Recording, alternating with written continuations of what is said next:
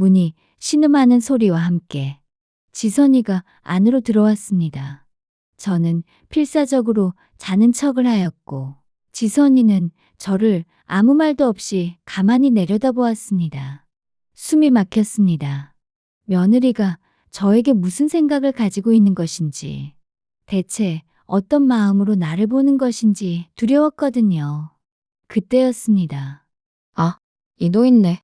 언제 죽나 몰라. 그 말을 듣던 순간 저도 모르게 손발이 덜덜 떨렸습니다. 이불 밖으로 손이 나와 있다는 걸 알면서도 너무 무섭고 서러웠기 때문이었습니다. 그것을 지선이도 본 것인지 순간 공기가 더 무거워졌습니다. 저는 잠꼬대인 척 몸을 뒤척였습니다. 살기 위해서였습니다. 이렇게라도 하지 않으면 당장 오늘 며느리가 나를 죽일지도 몰라. 오늘 이야기는 유독 충격적입니다. 치매 아버지를 끔찍하게 학대한 며느리, 그리고 학대를 당하던 아버지가 어떤 결정을 내리는지 지금 바로 시작하겠습니다.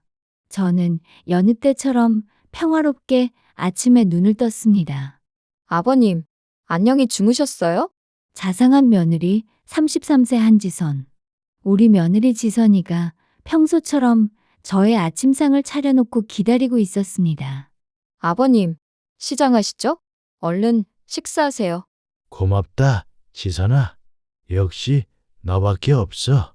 지선이가 이처럼 저를 돌봐주는 이유는 제가 다소 이른 나이에 치매가 왔기 때문입니다. 심각한 정도는 아니지만 심한 건망증처럼 되었죠. 요양원에 들어갈 정도는 아니라고 의사가 말을 한 탓에 며느리가 잠깐 저를 돌봐주고 있는 것이었습니다. 저는 아무런 불만도 없이 저를 돌봐주는 지선이에게 항상 고마웠습니다. 이 세상에 지선이 같은 며느리는 없다고 자부했죠. 오늘도 잘 먹었다. 정말 고맙구나. 식사를 마치고 지선이가 미리 준비해둔 이부자리에 누우려 하는데 지선이가 따라 들어왔습니다. 아버님, 약 드실 시간이에요. 약? 내가 원래 약을 먹었던가? 의아한 생각이 들었지만 지선이가 하는 말이니까 그냥 그러려니 했습니다. 저는 건망증이 심하고 지선이는 그런 저를 항상 교정해 주었으니까요.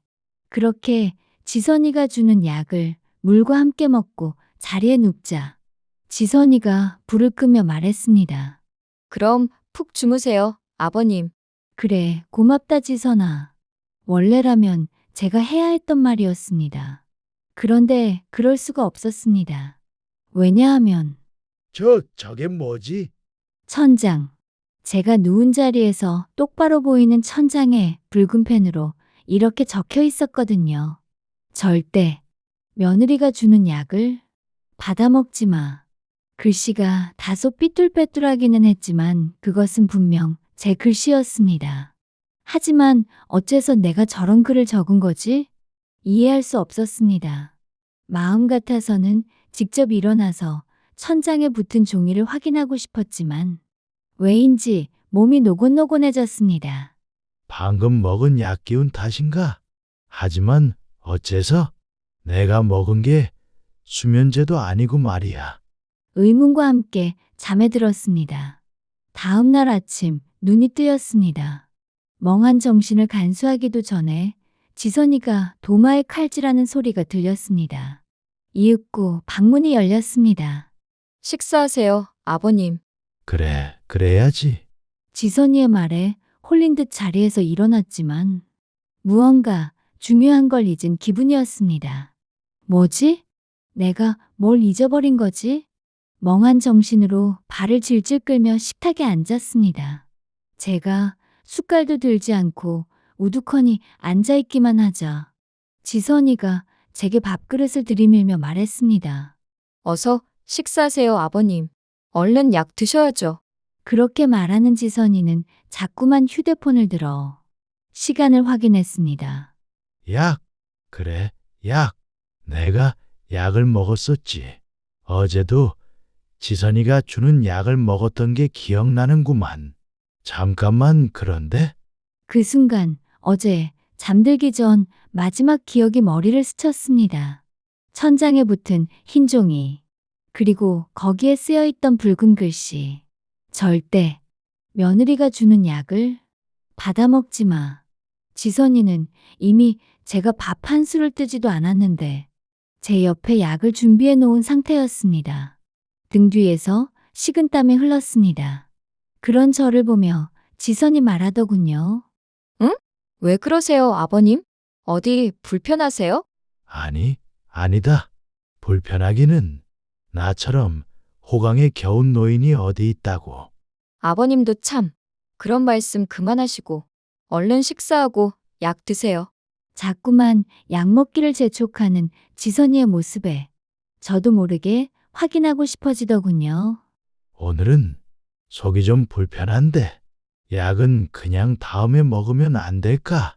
그저 한마디 약을 먹는 것을 미루고 싶다고 했을 뿐인데 지선이의 표정이 차갑게 굳었습니다. 불과 조금 전까지 저에게 자상하게 말하던 사람과 같은 인물인지 의심스러울 정도로요. 약을 나중에 드시겠다고요? 아버님도 잘 아시잖아요. 약 드시는 걸 미루면 상황이 더 악화된다는 거요. 그러니까 미룰 수는 없어요. 얼른 식사하시고 약 드시고 주무세요. 탁 지선이가 강요하듯 제 앞에 물컵을 내려놓았습니다. 분위기가 점점 더 강요적으로 변했습니다. 거부감이 들었습니다. 하지만 저 스스로 저의 인지 능력을 믿을 수가 없으니 더욱 불안했습니다. 지선이 말이 맞는 건가? 내가 혹시 또 뭔가 착각하는 건 아닐까? 하지만 만에 하나, 천에 하나라도 내가 착각한 게 아니면 어쩌지? 일단은 지선이의 말에 따라 밥을 먹었습니다. 그런 저를 지선이 바로 코앞에서 지켜보는 통에 밥이 입으로 들어가는지 코로 들어가는지 알 수 없을 정도였습니다.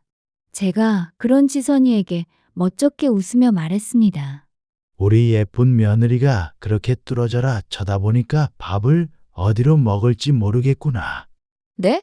아, 죄송해요, 아버님. 그럼 전 잠깐 다른 일 좀 하고 있을게요. 지선이가 눈치를 알아먹고는 자리에서 일어났습니다. 저는 지선이가 자리에서 일어난 것을 확인하고는 곧바로 약을 바지 주머니에 넣었습니다. 식사를 얼른 급하게 마치고 물을 벌컥벌컥 들이켰습니다. 조금 시간이 지나자 지선이 돌아왔습니다. 벌써 다 드셨어요? 평소보다 빨리 드셨네요?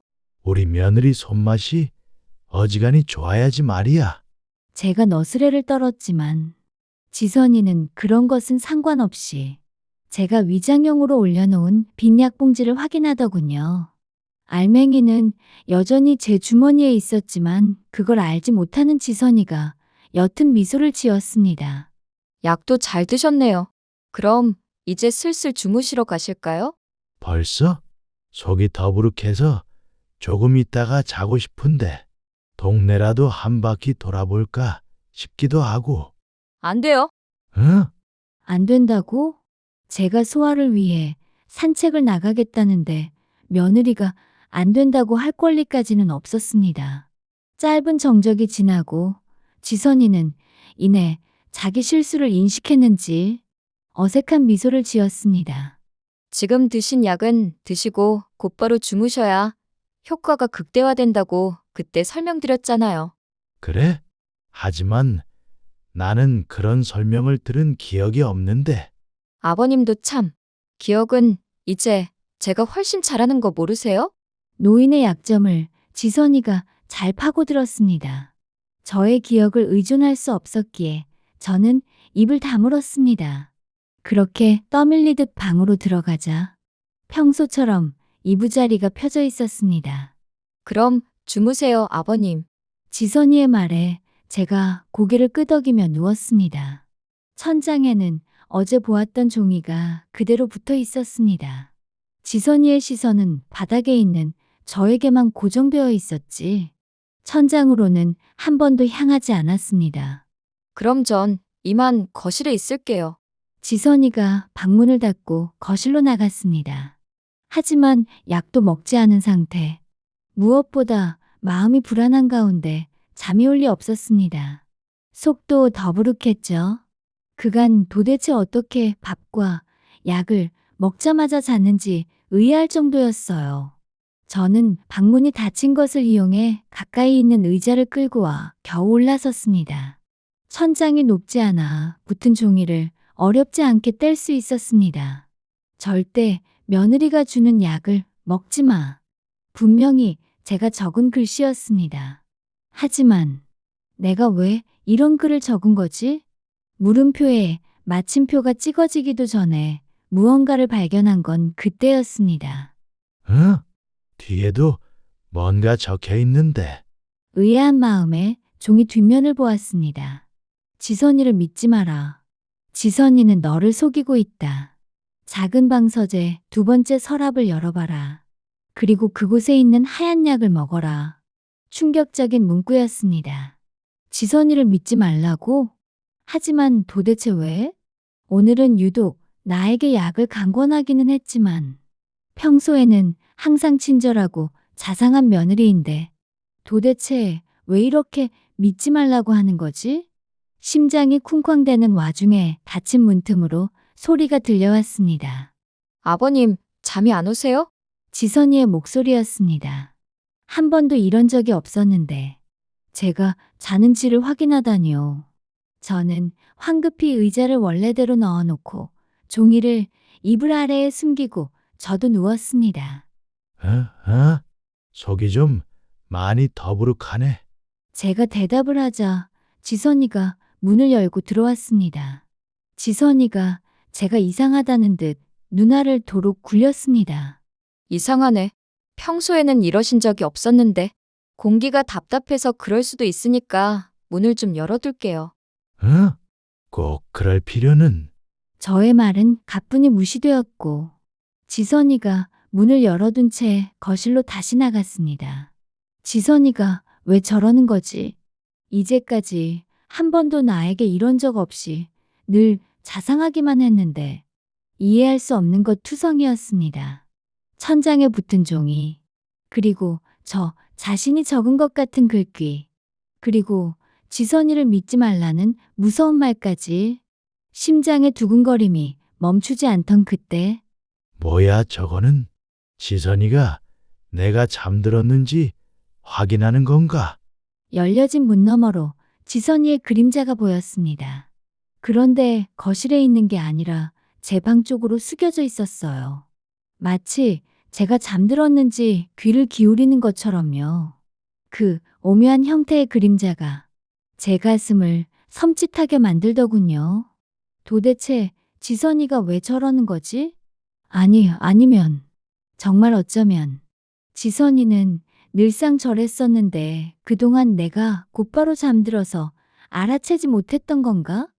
혼란스러운 현실을 확인할 수 있는 방법은 오직 하나뿐이었습니다. 저는 평소 잠들던 버릇대로 코를 골기 시작했습니다. 어느 정도 연기를 하자 지선이의 그림자가 안심한 듯 사라지더군요. 지선이의 그림자가 사라지기는 했지만 저의 근심은 여전했습니다. 어쨌건 간에 서재에 가서 쪽지에 적힌 대로 서랍을 확인해야 하는데, 하지만 제가 알고 있기로는 지선이는 제가 잠드나 깨어 있으나 언제나 거실에서 저를 돌보기 위해 기다리고 있었으니까요. 그런데 그때였습니다. 응, 나야. 노인네 방금 잠들었어. 활짝 열린 방문을 통해 거실에서 들려온 지선이의 목소리였습니다. 노인네라니? 설마 나를 말하는 건가? 몰라. 오늘따라 약을 안 먹겠다고 별 지랄을 다 하더라고. 여하간 이제 내일 아침까지는 기절하듯 잘 테니까.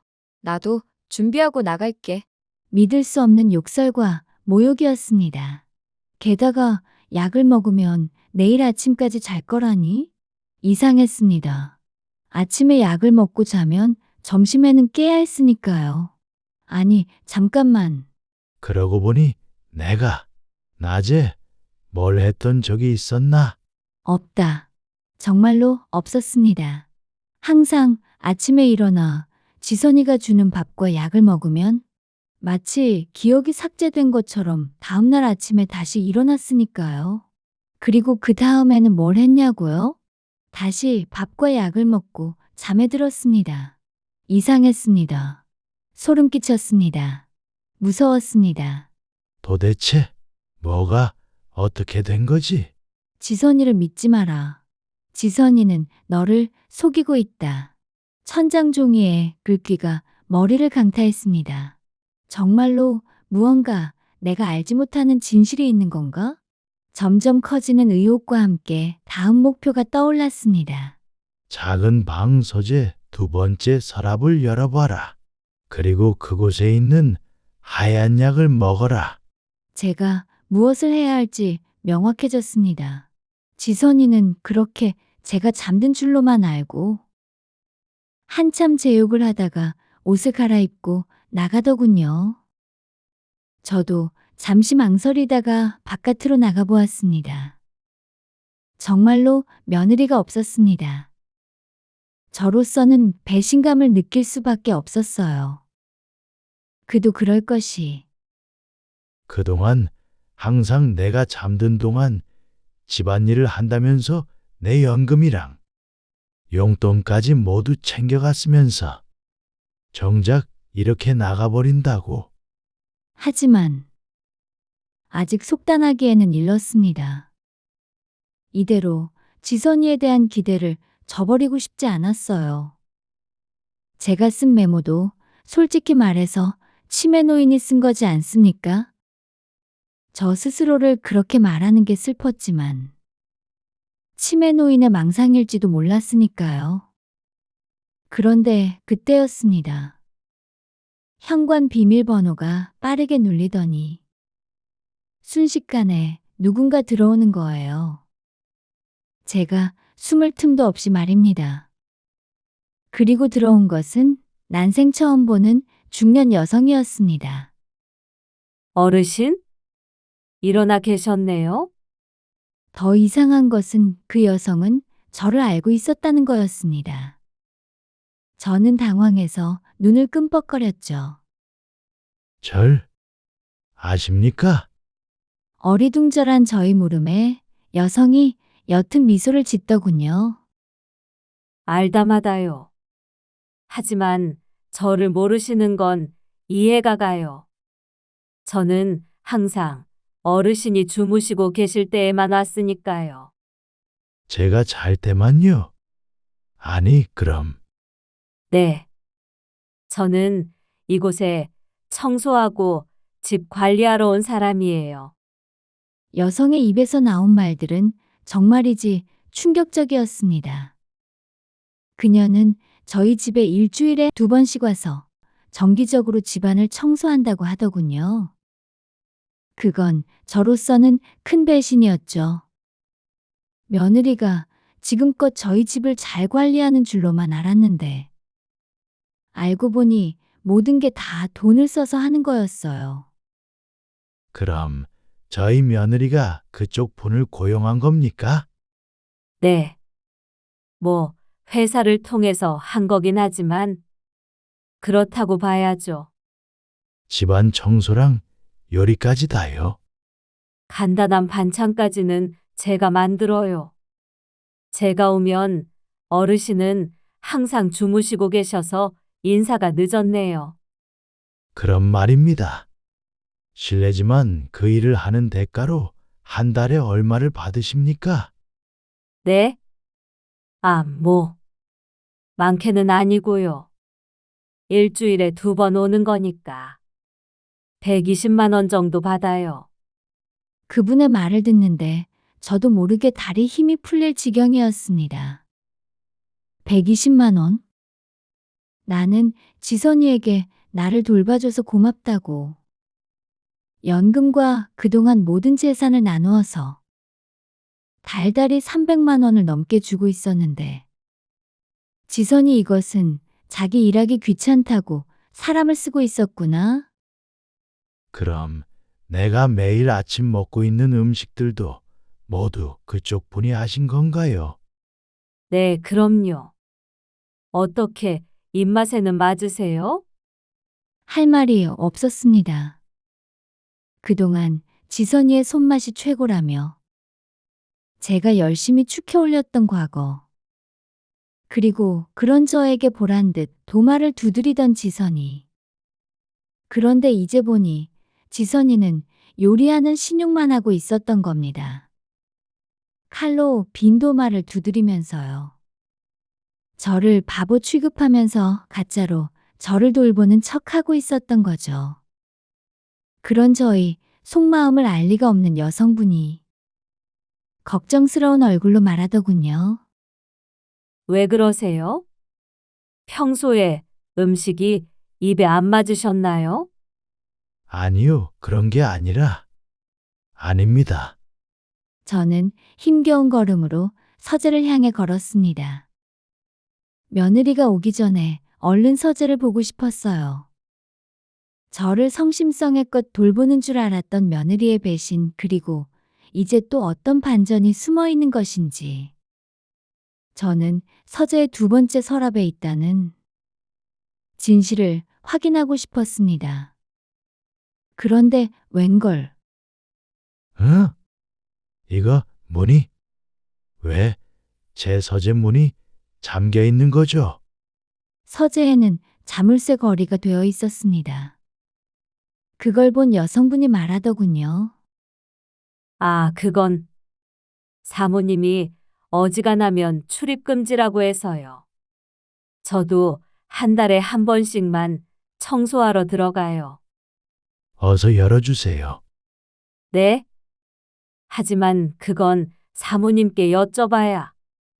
망설이는 여성분에게 미안하지만 채근을 했습니다. 이 집의 주인은 납니다.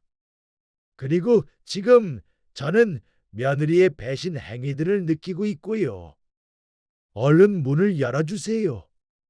그래야 진실을 알 수 있을 것 같습니다. 네? 아니, 그게 여성분은 제가 무슨 말을 하는지 모르는 것 같았지만 일단은 저의 말에 따라서 문을 열어주었습니다. 안에 들어가 보니 다행히 내부는 제 기억과 동일했습니다. 서랍이 어디 있더라?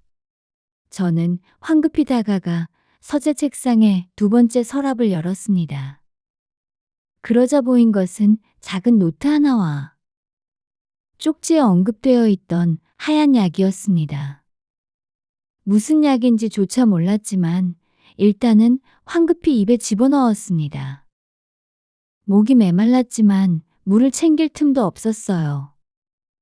다급히 노트의 첫 페이지를 열어보았습니다.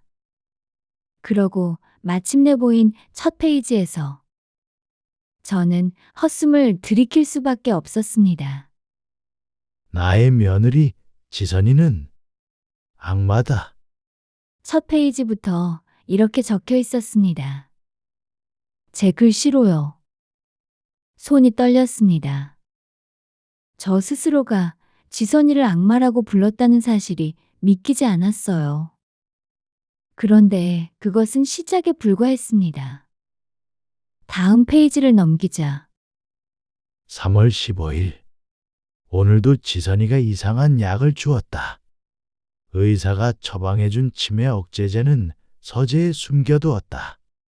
지선이가 주는 약을 먹으면 하루 종일 정신을 잃는다.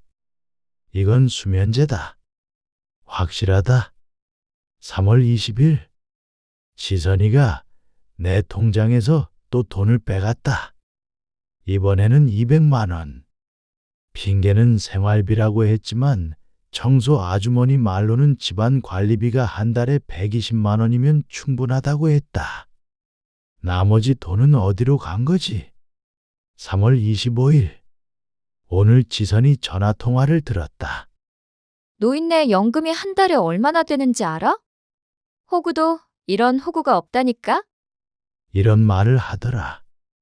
나를 호구라고 불렀다. 한 장 한 장 넘길 때마다 가슴이 미어졌습니다. 제가 기록해둔 지선이의 배신 행위들이 빼곡히 적혀 있었거든요. 그런데 더 충격적인 것은 그 다음이었습니다. 4월 2일. 지선이가 낯선 남자와 집에 왔다. 내가 잠든 줄 알고 거실에서 술을 마시며 웃고 있었다. 그 남자가 언제까지 이 더러운 일 할 거야? 라고 묻자 지선이가 곧 끝날 거예요. 아버님 보험금이 생각보다 많더라고요. 라고 대답했다. 보험금? 저에게 무슨 보험금이 있다는 거죠? 손이 더욱 떨렸지만 계속 읽어내려갔습니다. 4월 10일. 지선이가 병원에서 가져온 서류를 보았다. 내 이름으로 된 생명보험 가입 확인서였다. 보험 금액이 1억 원이다. 언제 가입한 건지 기억이 없다. 지선이가 내 인감 도장을 가지고 있으니 얼마든지 가능한 일이다. 4월 15일. 이제 확실해졌다. 지선이는 나를 죽이려고 한다. 수면제로 의식을 잃게 한 다음 언젠가는 독을 탈지도 모른다. 아니면 사고사로 위장할 수도 있고. 나는 살고 싶다. 그렇기에 이 기록을 남긴다. 마지막 페이지에는 이런 글이 적혀 있었습니다. 만약 내가 이 글을 다시 읽고 있다면 지선이가 주는 약을 절대 먹지 마라. 서재 2번째 서랍에 진짜 치매약이 있다. 그것을 먹고 정신을 차려라. 그리고 경찰서에 신고해라. 증거는 3번째 서랍에 있다. 저는 황급히 3번째 서랍을 열었습니다. 그 안에는 복사해둔 통장 내역서들과 보험가입 서류들이 가지런히 정리되어 있었어요. 그리고 작은 녹음기도 하나 있었습니다. 이건 뭐지? 녹음기를 재생해 보았습니다. 그러자 들려온 것은 지선이의 목소리였습니다. 자기야, 걱정 마. 노인네 난리는 며칠만 더 버티면 된다니까. 조만간 약을 좀 더 강하게 바꿔서 확실하게 보내버릴 거야. 보험금 받으면 우리 결혼식도 올리고 신혼여행도 가자고. 남자 목소리가 이어졌습니다. 명백히 제 아들의 목소리는 아니었죠. 그러니까 지선이 이것은 바람까지 피우고 있었던 겁니다. 그래도 좀 무섭지 않아? 만약 들키면 어떻게 할 거야? 들킬 리 없어. 이미 반송장이나 다름없는걸. 설사 뭔가 알아차려도 누가 치매 환자 말을 믿겠어? 녹음을 듣는 동안 저는 온몸이 부들부들 떨렸습니다. 지선이가 정말로 저를 죽이려고 계획하고 있었던 거예요. 그리고 그 이유는 1억 원의 보험금 때문이었습니다. 어르신? 괜찮으세요? 청소 아주머니가 창백해진 저를 보며 걱정스럽게 물었습니다. 저는 떨리는 목소리로 대답했어요. 아주머니, 혹시 휴대폰 좀 빌려주실 수 있나요? 급한 전화를 해야 해서요. 네, 그럼요. 아주머니가 건네준 휴대폰으로 저는 즉시 112에 신고했습니다. 신고합니다. 며느리가 저를 죽이려고 해요. 증거도 있고요. 하지만 상황실 직원의 반응은 냉담했습니다. 처음에는 제 말을 진지하게 듣더니 이내 제가 설명을 조리 있게 하지 못하니까 단호하게 묻더군요. 죄송하지만 어르신, 이곳은 노인들 망상을 쏟아내는 곳이 아니에요. 며느님한테 서운한 게 있으면 둘이서 해결하세요. 뚝 전화가 끊어졌습니다. 지선이 말이 맞았어요. 치매 환자의 말을 누가 믿어주겠어요? 절망감이 밀려왔습니다. 그런데 그때 현관문이 열리는 소리가 들렸습니다. 지선이가 돌아온 거예요. 저는 황급히 노트와 녹음기를 서랍에 넣고 청소 아주머니에게 속삭였습니다. 아주머니, 제발 아무 말 하지 마세요. 저는 지금 잠들어 있는 걸로 해주세요. 아주머니는 상황을 정확히 이해하지 못했지만 제 간절한 부탁에 고개를 끄덕였어요. 저는 서재를 나와 재빨리 제 방으로 들어가 이불을 뒤집어 쓰고 누웠습니다. 청소 아주머니 벌써 오셨네요? 지선이의 목소리가 거실에서 들려왔습니다. 평소와 전혀 다른 차가운 어조였어요. 네, 사모님. 오늘은 좀 일찍 왔어요. 아버님은 잘 주무시고 계시죠? 네, 평소처럼 아주 깊게 주무시고 계세요. 다행히 청소 아주머니가 저를 도와주었어요. 하지만 이제 어떻게 해야 할까요? 경찰도 믿어주지 않고 지선이는 더 강한 약으로 저를 없애려고 하는데 저는 이불 속에서 필사적으로 생각했습니다. 아들? 그래? 우리 아들은 대체 지금 뭐 하고 있는 거야? 아들 생각이 나면서도 머릿속은 복잡했습니다. 우리 아들이 내 말을 믿어주기는 할까? 지금껏 며느리에게 이 모든 일들을 맡기고 있는 걸 보면 대체 어떤 상황인 것인지. 며느리 지선이는 아들 앞에서는 항상 완벽한 며느리를 연기해 왔으니까요. 아주머니, 수고 많으셨어요. 오늘은 이만 가보세요. 네, 그럼 다음 주에 또 뵐게요. 청소 아주머니가 집을 나간 후 집안이 다시 조용해졌습니다. 그런데 지선이의 발소리가 제 방 쪽으로 다가오고 있었어요. 심장이 미친 듯이 뛰었습니다. 문이 신음하는 소리와 함께 지선이가 안으로 들어왔습니다. 아무 말도 없이 지선이는 저를 가만히 내려다보았습니다. 숨이 막혔습니다. 며느리가 저에게 무슨 생각을 가지고 있는 것인지, 대체 어떤 마음으로 나를 보는 것인지 두려웠거든요. 그때였습니다. 이 노인네. 언제 죽나 몰라. 그 말을 듣던 순간 저도 모르게 손발이 덜덜 떨렸습니다. 이불 밖으로 손이 나와 있다는 걸 알면서도 너무 무섭고 서러웠기 때문이었습니다. 그것을 지선이도 본 것인지 순간 공기가 더 무거워졌습니다. 저는 잠꼬대인 척 몸을 뒤척였습니다. 살기 위해서였습니다. 이렇게라도 하지 않으면 당장 오늘 며느리가 저를 죽일지도 몰랐으니까요. 그날 저녁, 며느리는 다른 때처럼 자신의 불륜남과 통화를 하다가 술에 취해 골아 떨어졌고 며느리의 코 고는 소리가 들리고 나서야 저는 숨을 내쉴 수 있었습니다. 너무 두려웠어요. 며느리가 저를 어떻게 대할 것인지, 어떤 일이 벌어질지가 너무나 무서웠습니다.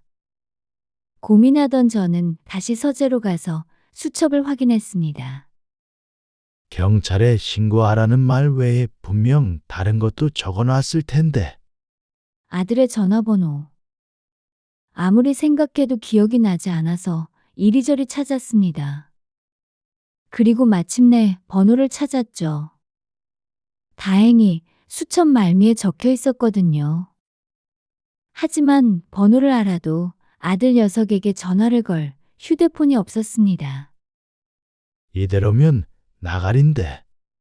고민하던 저는 청소 아주머니에게 부탁하기로 했습니다. 문제는 그간 며느리의 감시 속에서 어떻게 살아가냐는 것이었죠. 청소 아주머니가 오는 것은 일주일에 2번뿐이었으니까요. 그분이 언제 오시는지도 모른 채 저는 아무렇지 않은 척 아침에 일어나 며느리에게 감사를 표하며 밥을 먹었습니다. 아버님, 오늘따라 표정이 안 좋으시네요? 악몽이라도 꾸신 건 아니죠? 걱정하는 듯이 묻는 며느리에게 너와 함께하는 지금 이 순간이 악몽이라고 말하고 싶었지만 그럴 수가 없었습니다. 이제 늙어버린 저희 몸으로는 기운센 며느리를 이길 수도 없었으니까요. 청소 아주머니가 올 때까지 제가 할 수 있는 것이라고는 악몽은 무슨? 지선이 네 덕분에 매일 호강을 하고 있는 걸. 인내. 그리고 또 인내뿐이었습니다. 그렇게 참던 저에게 마침내 기회가 왔습니다. 청소 아주머니가 집에 방문한 거였죠. 네? 아드님께 전화를 하시겠다고요? 어르신 상황이 힘드신 건 알겠어요. 하지만 아시다시피 어르신은 지금 치매기가 있으신 상태잖아요. 그런 어르신의 말씀을 과연 아드님이 믿어줄까요? 그래서 아주머님이 필요한 겁니다. 네? 제가 필요하다고요? 네. 제가 아들 녀석에게 전화를 하면 아주머님은 딱 한마디만 해주시면 됩니다. 뭐라고요?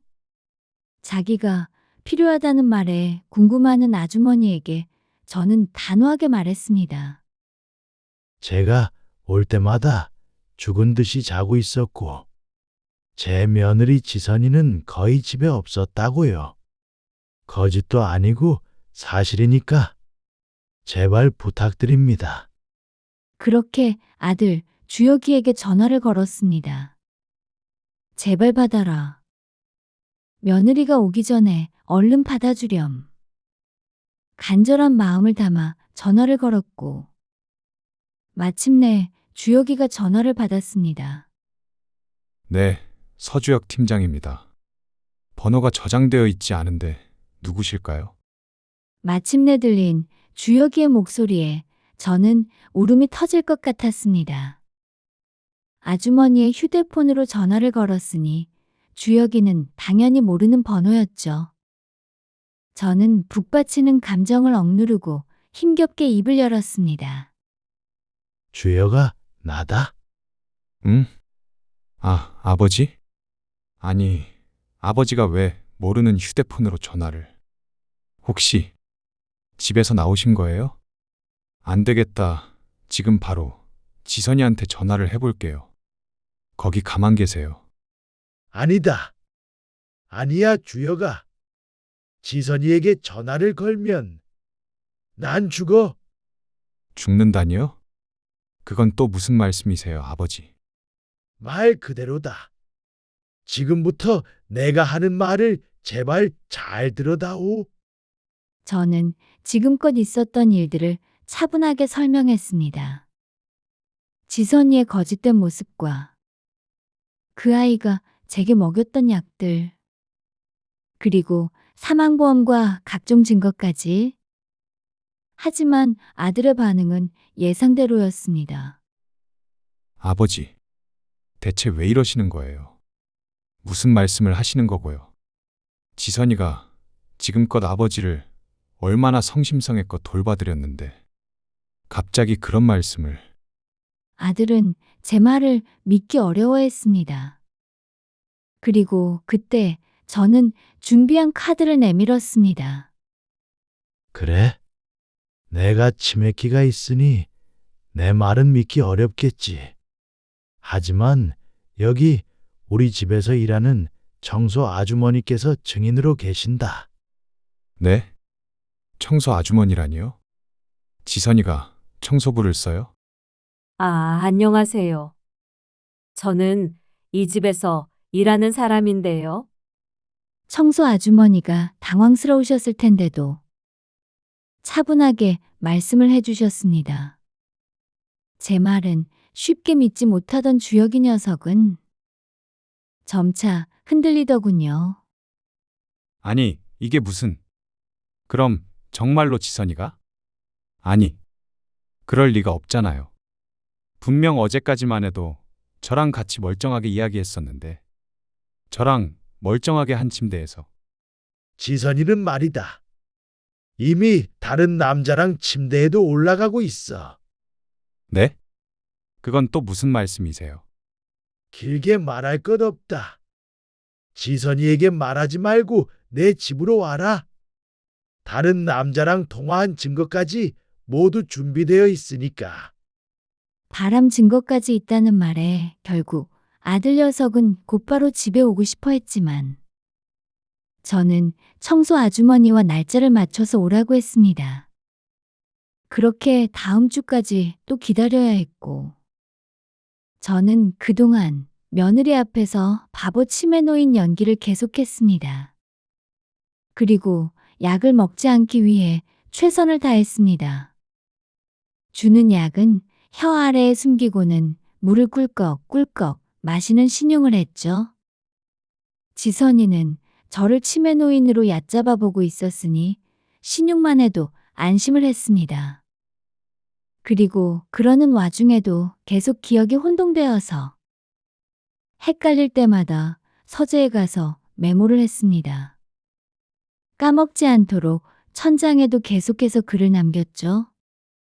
그렇게 마침내 다음 주가 되었고 아들 주혁이가 집에 왔습니다.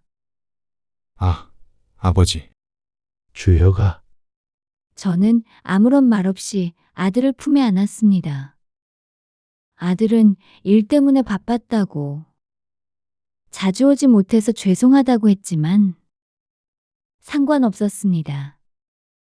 그저 아들을 품에 안고 등을 다독였어요. 그리고 차분하게 이야기를 나누었습니다. 청소 아주머니도 함께였죠. 제가 말로 조리 있게 말하는 건 힘들어서 미리 준비한 증거들을 보여주었습니다. 그마저도 청소 아주머니의 도움을 많이 받았습니다. 처음에는 믿지 못하던 아들 녀석도 나중에는 차츰 얼굴이 경악으로 변하더군요. 이럴 수가. 지선이가 어떻게. 아들이 떨리는 손으로 제가 준비한 증거들을 매만졌습니다. 투둑 눈물 방울들이 종이를 적셨습니다. 아들 녀석의 마음도 이해가 어려운 건 아니었습니다. 믿었던 아내에게 배신을 당한 것이니 말이죠. 그리고 그때였습니다. 뭐야, 다들? 당신이 왜 여기 있어? 호랑이도 제 말하면 나타난다더니 지선이가 집에 돌아온 것이었습니다. 주혁이의 얼굴은 이미 눈물 자국으로 가득했고 그것을 본 지선이가 심상치 않음을 감지한 듯 한 발짝 뒤로 물러났습니다. 네가 사람이 맞아? 무슨 말이야? 당연히 사람이지. 갑자기 웬 뚱딴지 같은. 어떻게 사람이 이따위 짓을 해? 무슨 소리를 하는 거야? 그나저나 아버님은 어떻게 이 시간에? 말을 이어서 하려던 지선이가 아차 싶었는지 입을 가렸습니다. 저는 그런 지선에게 말했습니다. 왜? 원래라면 잠들어 있어야 하는 사람이 네가 준 그 독한 수면제에 취해서 잠들어야 할 사람이 이렇게 멀쩡해서 놀랍니? 네? 아니. 그게 무슨 말씀이세요, 아버님? 발뺌 많은 지선이에게 그동안 쌓여있던 울분이 폭발했습니다. 오리발 내밀 생각은 그만해라. 네가 그동안 나에게 몰래 먹였던 수면제 모두 다 모아놨다. 그리고 내 이름으로 가입해 놓은 사망보험, 네가 내 집에 몰래 들인 내연남까지 모든 증거가 완벽하다고. 네가 방금 그랬지? 당연히 사람이라고. 아니, 내가 볼 땐 아니다. 지선이 넌 내가 본 인간들 중에, 아니, 내가 본 악한 인간들 중에 가장 끔찍한 종자야. 자신이 저지른 모든 악행의 증거가 있다는 말에 지선이의 손이 덜덜 떨렸습니다. 하지만 끝까지 억지로 침착한 척을 하더군요. 하지만 그때 아들 주혁이가 저로부터 받은 녹음본을 틀었습니다. 그래도 좀 무섭지 않아? 만약 들키면 어떻게 할 거야? 들킬 리 없어. 이미 반송장이나 다름없는 걸. 설사 뭔가 알아차려도 누가 치매 환자 말을 믿겠어? 녹음본을 직접 확인하자 애써 태연한 척 하던 지선이의 얼굴이 순식간에 무너지더군요. 당당하던 어깨가 움츠러들었고 뻣뻣하던 무릎과 허리가 굽어졌습니다. 지선이가 떨리는 목소리로 말했습니다. 잘못. 그 아이가 이제 와서라도 빌어보려는 것 같았죠. 그런데 잘못했다고는 못하겠네요. 아니었습니다. 오히려 지선이는 궁지에 몰리니 눈가를 희번덕 뜨더군요. 솔직히 말해서 아버님이나 당신이나 너무 양심 없는 거 아니야? 뭐? 지금 무슨 소리를 하는 거야? 무슨 소리를 하긴. 지선이가 한심하다는 듯 입을 열더군요. 당신이 나한테 모든 일을 떠맡겨서 그렇잖아. 이 모든 일의 책임은 나한테만 있는 게 아니라 당신한테도 있는 거라고. 궤변을 늘어놓는 지선이의 태도는 당당했습니다. 마치 사이코패스 같았어요. 자신은 전혀 잘못이 없으며 오히려 이런 상황에 놓이게 한 주혁이와 저의 잘못이 크다는 듯이 논리를 펼치더군요. 당신이 늙은 노인 똥오줌 치워봤어?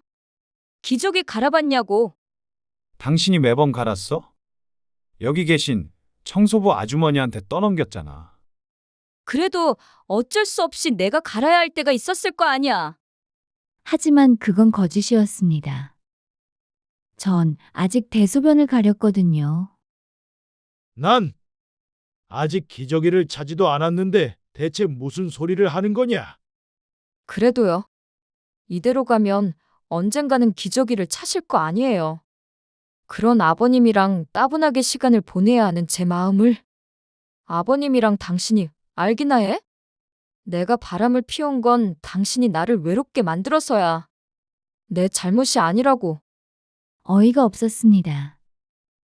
이 인간은 갱생의 여지가 없구나. 모두가 동의한 순간 결국 아들 주혁이가 경찰에 신고를 했습니다. 지선이는 처음에는 도망을 가려다가 못 가니까 악을 질렀고 경찰들에게 잡혀가면서도 자기는 잘못이 없다며 전혀 뉘우치는 모습이 없었습니다. 3개월 후 법정에서 최종 판결이 났습니다. 지선이는 살인미수 혐의로 총 3년형을 선고받았어요. 불륜 상대 남성도 공범으로 1년 2개월형을 받았습니다. 판사가 노인을 대상으로 한 계획적 범죄로 죄질이 극히 불량하다며 중형을 선고하는 순간 지선이가 오열했지만 이미 늦었습니다. 그 눈물은 속죄가 아닌 악어의 눈물이었으니까요. 6개월 후 저는 이제 진짜 치매 억제제를 꾸준히 복용하며 아들과 함께 새로운 삶을 시작했습니다. 주혁이는 회사의 사정을 말해서 재택근무로 바꾸고 저를 더 자주 돌봐주었어요. 미안하다. 애비가 돼서 도움이 되기는커녕 짐만 되고 있으니 그런 말씀 마세요. 지난번에 그런 일이 있고 나서 저도 이렇게 직접 돌봐드리는 게 더 마음이 편해요. 청소 아주머니는 계속 저희 집에서 일해주시기로 했습니다. 아들이 일을 할 때면 아주머니께서 빈자리를 채워주셨어요. 어르신, 요즘 얼굴이 편해 보이세요. 그런가요? 근심이 조금이나마 줄어들어서 그런 모양입니다. 물론 지금도 걱정거리는 많습니다. 저의 치매는 날이 갈수록 심해질 테고 아들 주혁이가 지치기 전에 요양원으로 들어가는 게 맞지 않을까 하고 하루에도 몇 번은 생각해요. 하지만 그런 고민을 할 때면 주혁이가 제 손을 잡고 이야기합니다. 언젠가는 그런 때가 올지 몰라요. 하지만 아버지, 일단은 지금이 가장 소중한 거잖아요. 그러니까 그런 걱정은 마시고 지금 저랑 같이 있는 이 순간에 온전히 집중해 주세요. 네?